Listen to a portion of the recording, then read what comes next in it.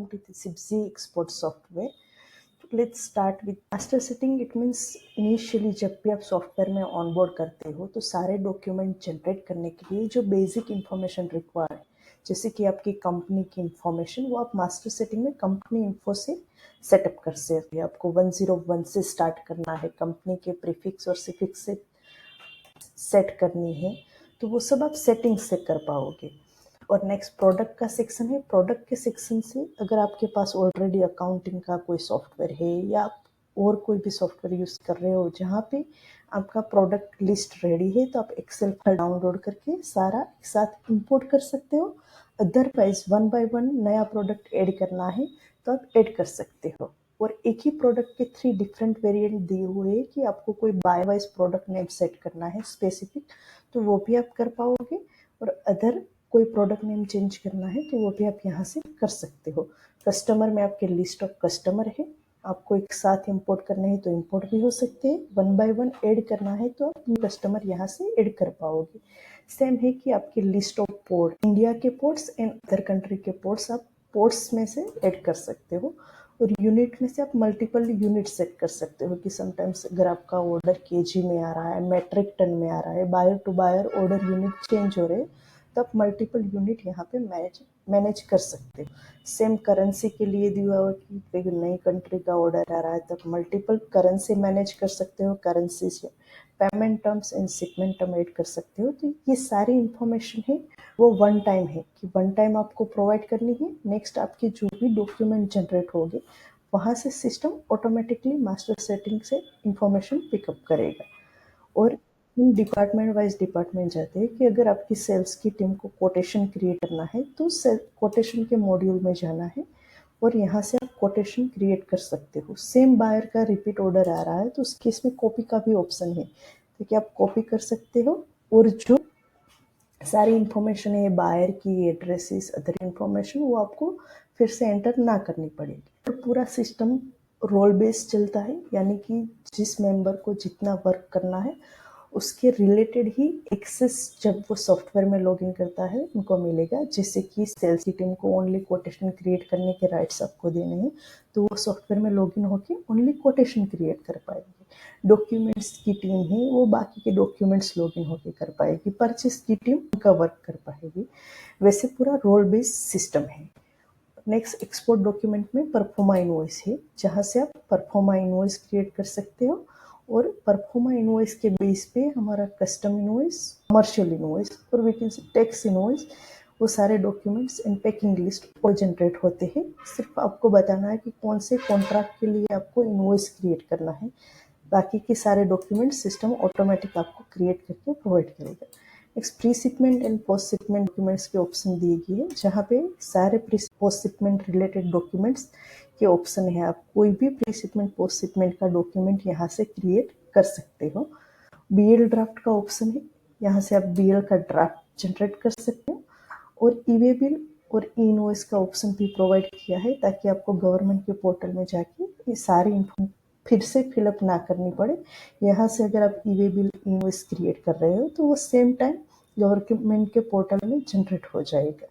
Purchase order rise करना है किसी भी लोकली सप्लायर या वेंडर को फिनिश गुड के लिए या रॉ मटेरियल के लिए, तो आप परचेस में परचेस ऑर्डर जनरेट कर सकते हो। और जैसे किसी बायर के साथ आपका ऑर्डर कंफर्म होगा, वैसे सिस्टम यहाँ से आपको पेंडिंग परचेस या पेंडिंग वर्क दिखाना स्टार्ट करेगा कि इतने ऑर्डर आपको, बायर के साथ आपके ऑर्डर कंफर्म है लेकिन आपकी प्रोडक्शन की टीम को या परचेस की टीम को इतने मटेरियल्स रेडी करना पेंडिंग है। वो सारी अलर्ट्स आपको यहाँ पे मिलेगी पेंडिंग परचेस में। मान लीजिए 26 मेट्रिक टन का ऑर्डर 10 ऑलरेडी परचेस किया है तो उस केस में 16 रिमेनिंग आपको दिखाएगा कि अभी 16 आपको रेडी करना है या उसका प्रोडक्शन करना है।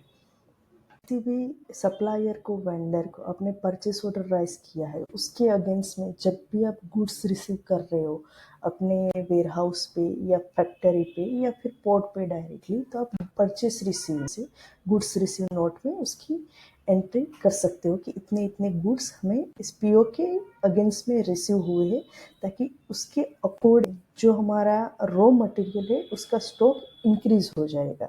और जब भी आपको सेल्स करना है या एक्सपोर्ट करना है तो उसके अगेंस्ट में जब डेट्स पे डिलीवरी चालान बनाते हो, तो जब डीसी बनेगा आपका या स्टॉक आउटवर्ड होगा, उस केस में आपका स्टॉक डिक्रीज हो जाएगा। और कोई केस में अगर आपको स्टॉक एडजस्टमेंट करना है फॉर एनी रीजन, तो आप स्टॉक एडजस्टमेंट भी कर पाते हो। प्रोडक्शन की प्रोसेस स्टार्ट करती हो, जैसे कि प्रोडक्शन रिपोर्ट प्रिपेयर होता है। तो प्रोडक्शन रिपोर्ट में पूरे इनपुट्स जाते हैं अपने सुपरवाइजर की साइड से कि हमने XYZ रॉ मटेरियल इनपुट के लिए लिए हुए हैं और इतनी अमाउंट का फिनिश गुड प्रिपेयर हो रहा है, इतनी क्वांटिटी का फिनिश गुड प्रिपेयर हो रहा है। वर्क ऑर्डर नंबर है कि कौन से वर्क ऑर्डर के अगेंस्ट में ये सब हो रहा है, कब ये बैच स्टार्ट हुआ था प्रोडक्शन का, कब बैच एंड हो रहा है प्रोडक्शन का। और आफ्टर प्रोडक्शन जो भी रिजेक्शन मटेरियल निकल रहा है उसका इनपुट वो दे सकते हैं कि इतना इतना रिजेक्शन मटेरियल, लाइक कोई ऐसे गुड्स भी हो सकते हैं जिसकी क्वालिटी थोड़ी सी डाउन हो, लेकिन आप एज उसको लो क्वालिटी प्रोडक्ट भी यूज़ कर सकते हो। और कोई ऐसे टाइप के रिजेक्शन भी है जो रीयूज़ नहीं हो पाते हैं, तो वो सारे रिजेक्शन की यहाँ पे एंट्री होगी और फाइनल उसका प्रोसेसिंग रिपोर्ट प्रिपेयर होगा। प्रोसेसिंग रिपोर्ट के एंड में आपको ओवरऑल आइडिया आ जाएगा कि ड्यूरिंग प्रोडक्शन हमें कितना वेट लॉस हो रहा है या फिर कितने इतने गुड्स निकल रहे हैं जो रीयूज नहीं हो सकते। तो अब फिनिश गुड रेडी होने के बाद आप यहाँ पे स्टॉक आउटवर्ड की एंट्री करते हो, उससे स्टॉक डिक्रीज होगा। करंट स्टॉक का रिपोर्ट देखना है तो आप चेक कर पाते हो कि कौन सी प्रोडक्ट के लिए अभी कितना स्टॉक है हमारे पास अवेलेबल, वो सारा प्रोडक्शन के मॉड्यूल में दिया हुआ। और रिपोर्ट्स में भी उसके पूरे रिपोर्ट्स प्रिपेयर हो गए कि कब आपका स्टॉक इन हो रहा है, कब स्टॉक आउट हो रहा है, और प्रोडक्शन का पूरा वर्क कौन से सुपरवाइजर के अंडर में हो रहा है। कभी कस्टमर की अगर कंप्लेन आ रही है कि उसकी क्वालिटी ओके नहीं है, तो आप चेक भी कर पाते हो कि इसका प्रोडक्शन किस सुपरवाइजर के अंडर में हुआ था और हमने रॉ मटेरियल कहाँ से इसका परचेस किया हुआ था, तब नेक्स्ट टाइम उसके प्रोडक्शन में उस चीज़ का ख्याल रख पाते हो। ट्रैकिंग का सेक्शन दिया हुआ है जहाँ पे आपकी जो शिपिंग लाइन मैनेज कर रही है वो टीम सारे स्टेटसेस अपडेट कर पाती है कि अभी कंटेनर बुकिंग का स्टेटस क्या है, अगर बुक हो गया है तो आगे कितनी फर्दर प्रोसेस हुई है, स्टफिंग हुआ है या नहीं हुआ है। स्टफिंग होने के बाद स्टफिंग की जो फोटोज़ है या फिर कोई वीडियोज़ आपने ली हुई वो भी आप सॉफ्टवेयर में स्टोर कर पाते हो। तो इन फ्यूचर कभी भी रिक्वायरमेंट हुई तो आप एनी टाइम फाइंड आउट कर पाते। और चेकलिस्ट में डॉक्यूमेंट का एक चेकलिस्ट रेडी होगा, ये आपकी इंटरनल टीम के यूज़ के लिए है कि आपने किसी ऑर्डर को डिलीवर करने के लिए 5 या 6 डॉक्यूमेंट की रिक्वायर्ड है। परफॉर्मा बनाते टाइम सिलेक्ट किया है कि हमें packing list, invoice, BL draft या एक्सपोर्ट वैल्यू रिक्वायरमेंट है। जब भी सॉफ्टवेयर से डॉक्यूमेंट जनरेट होगा तो सिस्टम यहाँ पे ऑटोमेटिक राइट टिक मार्क करेगी।